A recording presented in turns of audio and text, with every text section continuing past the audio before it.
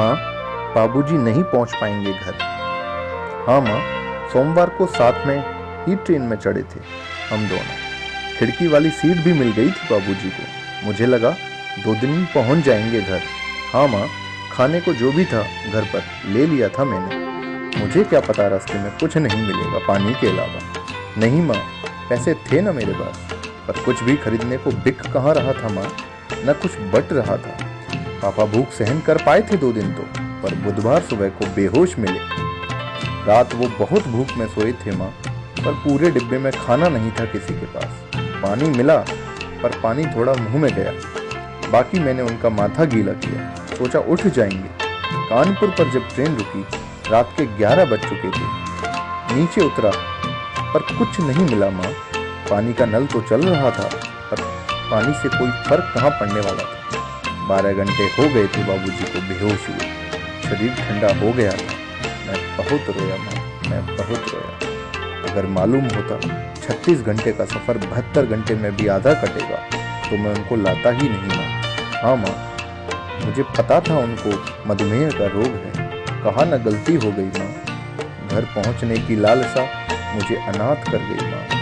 जब रात भर ट्रेन रुकी रही और बाबूजी भी थम गए, अगल बगल के लोगों ने कहना शुरू कर दिया, लाश को साथ नहीं बैठाएंगे।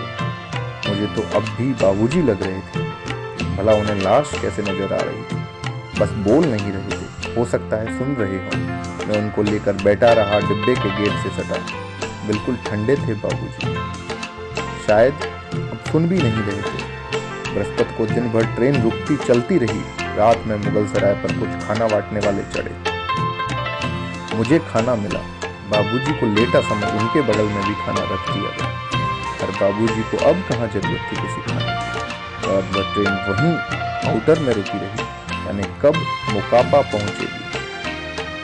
यह सोच सोच के दिल रो रहा था माँ। मैं बाबूजी को साथ ला रहा था, पर फिर लोगों ने बोलना शुरू कर दिया। बाबूजी को लाश का नाम दे दिया। पुलिस भी आई और हम दोनों को उतार दिया माँ। प्लेटफॉर्म तक पहुंचा दिया। सुबह मैंने बाबूजी का गमछा उनके ऊपर ढक के प्लेटफॉर्म से बाहर निकला। सोचा कुछ लोगों की सहायता ले अंत्येष्टि की व्यवस्था करूं, बाबूजी का अंतिम संस्कार करूं। पर बाहर तालाबंदी थी, दूर दूर तक कोई नहीं था। 2 घंटे लगे पूछ पूछ कर शमशान ढूंढने में। अब तो स्कूटर वाले एक सज्जन भी मिल गए थे मेरी सहायता के लिए। मैं उनको लेकर स्टेशन लौटा माँ, बाबूजी को लेने, उनकी अंतिम यात्रा के लिए। भारी मन में कब आंसू रुक गए थे मुझे पता ही नहीं चला माँ।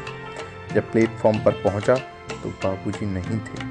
कोई लावारिस समझ ले गया उन्हें। किससे पूछता, कौन था वहाँ? कोई इंसान दिखाई ही नहीं दे रहा था मुझे। बहुत ढूंढा पर कोई पता न चला। किसी कर्मचारी ने बोला आज 16 लाशें मिली हैं, कल तो सिर्फ 4 थीं। इन 20 लाशों में एक बाबूजी की भी लाश थी। ट्रेन जिसमें हम चढ़े थे मुंबई से, वो अब जा चुकी थी। 18 घंटे हो गए हैं यहाँ माँ। न बाबूजी मिले, न कोई ट्रेन मिली। कुछ लोग आ गए हैं, सब ट्रेन की आस में हैं। खाना था उनके पास, उन्होंने मुझे भी खाना दिया। अब 2 बैग हैं मेरे पास, मेरा और बाबूजी का। बस बाबूजी नहीं है माँ, बाबूजी नहीं पहुँच पाएंगे माँ। बहुत शोक में।